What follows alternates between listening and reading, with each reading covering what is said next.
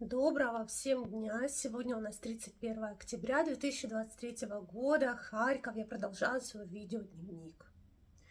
Сегодня у нас прекрасная солнечная погода. Как вы можете видеть, я сижу в футболке и совершенно не холодно. И кто-то мне несколько дней назад задавал вопрос, как же я могу находиться в футболке, если сейчас у нас нет отопления. Нет, ребят, вы, по всей видимости, те, кто написал, авторы этих комментариев, вы пропустили мое видео там, где я сказала, что отопление у нас дали. Отопление, слава богу, дали.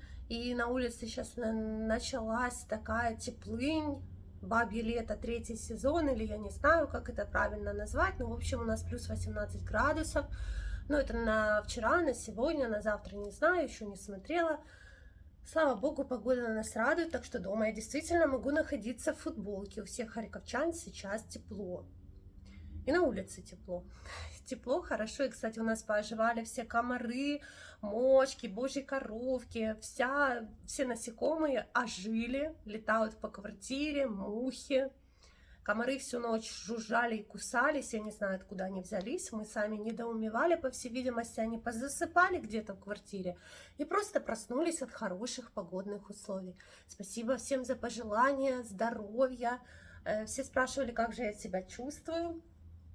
Ну, как вам сказать, температуры у меня нет, но по-прежнему такое легкое, конечно же, недомогание. Ну, не совсем легкое, это я бодрюсь. Болею, но я просто даже когда болею, я буду все равно говорить: все хорошо. Я не сяду и не буду. Кто-то мне недавно написал, что если бы ты болела, там, ну вот когда я болею, у меня опухший нос. Ребята, у меня тоже опухший нос, и кто видит, и нос опухший, и по глазам видно, что я болею, они такие какие-то стеклянные. Но, тем не менее, я все равно говорю: все хорошо, будет еще лучше. Но, да, все хорошо, но не сильно, потому что заболела Нора. Вот это вот, только этого мне еще не хватало. Когда я болею, то для меня это не страшно, но когда начинают болеть дети, это, наверное, ну, все мамы сейчас меня поймут. Страшнее этого нет ничего на свете, потому что когда болеют дети, ты не знаешь, что сделать, и ты вот для меня, например, пусть лучше я заберу эту болезнь ребенка, чем болеет Нора. Но ей сейчас очень плохо, и еще раз скажу, только этого мне и не хватало. Утром она не пошла на уроки, ну как не пошла, у нас онлайн-школа, в Харькове дети не ходят в школу, а в других городах Украины дети в школу ходят. В Харькове и в других прифронтовых городах дети в школу не ходят, дети занимаются онлайн уже 1,5 года, ну и Нора даже онлайн не смогла присутствовать на уроках, потому что с самого утра у нее 38,5 температура, еще и у нее такая особенность организма, и у нее, и у Амирана, когда только повышается температура, их еще начинает и тошнить. В общем, плохо, я дала ей с самого утра лекарства, написала классной руководительнице, что Нора останется дома. Ну, в смысле, она не будет я до сих пор по старой привычке говорю: Нора останется дома, Нора не пойдет в школу. Нет, Нора не будет присутствовать на уроках, в школу бы она и так не пошла, они занимаются онлайн. В общем, учительница сообщила, Нора выпила лекарство, сейчас спит. Ну,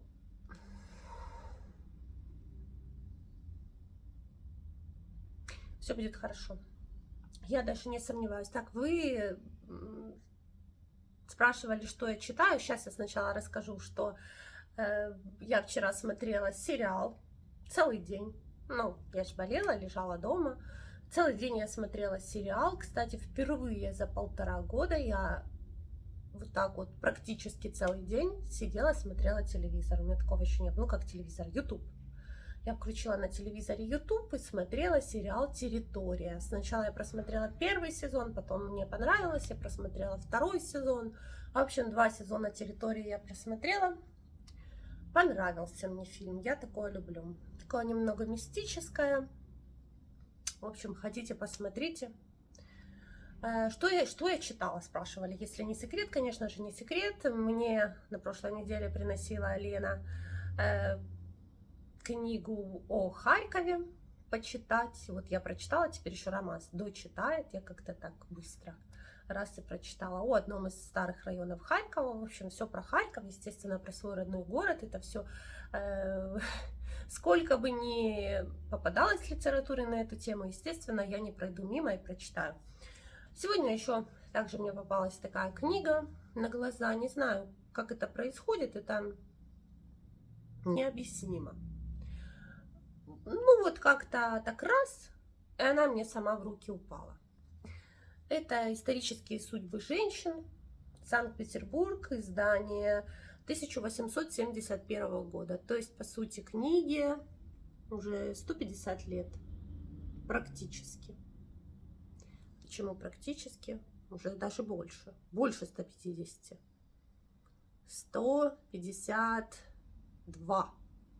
Представляете вообще? Судьбы женщины, где-то убийство и проституция. В общем, книга такая толстенькая. Почитаю. Почитаем, что об этом пишут в 19 веке. Ну, конкретно вот эту книгу, вообще на эту тему я читала, но конкретно эту книгу я еще не читала. Поэтому мне, конечно, вот понравилось то, что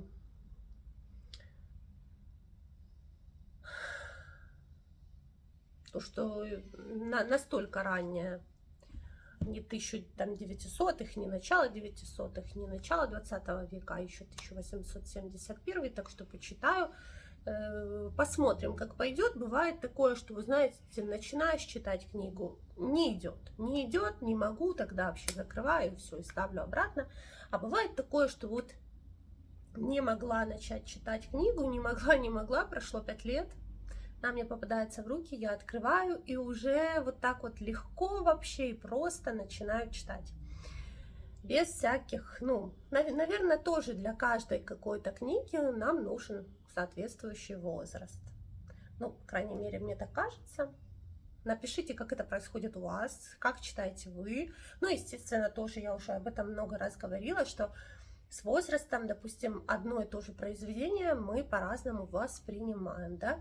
Но, по крайней мере, так у меня. Да я все по-разному воспринимаю, и фильмы одни и те же по-разному воспринимаю. И в каждый какой-то свой определенный этап жизни.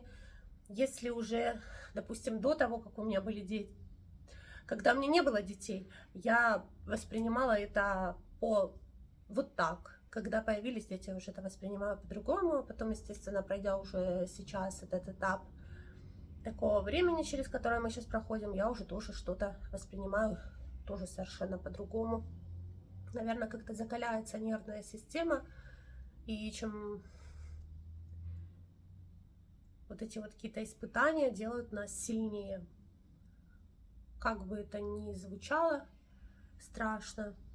Так, еще хочу сказать, у нас что-то происходит очень странное. Ну, как мне так кажется, не знаю. Может быть, харьковчане обратили на это внимание, не обратили. Третью ночь подряд. Ну, во-первых, понятно, что из-за болезни я себя чувствую странно. Но третью ночь подряд во-первых, у нас стали уличное освещение раньше отключать.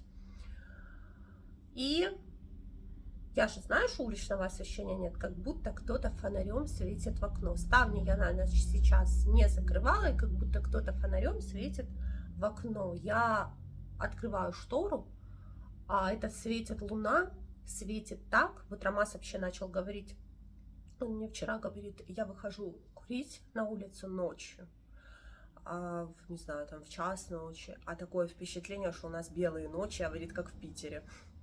Я так смеялась, я говорю, а как это? Вот вчера, позавчера, он мне перед этим рассказывал, а вчера, позавчера я просто увидела это сама, когда настолько ярко светит луна, я не знаю, с чем это связано. Сейчас вроде бы фаза луны убывающая.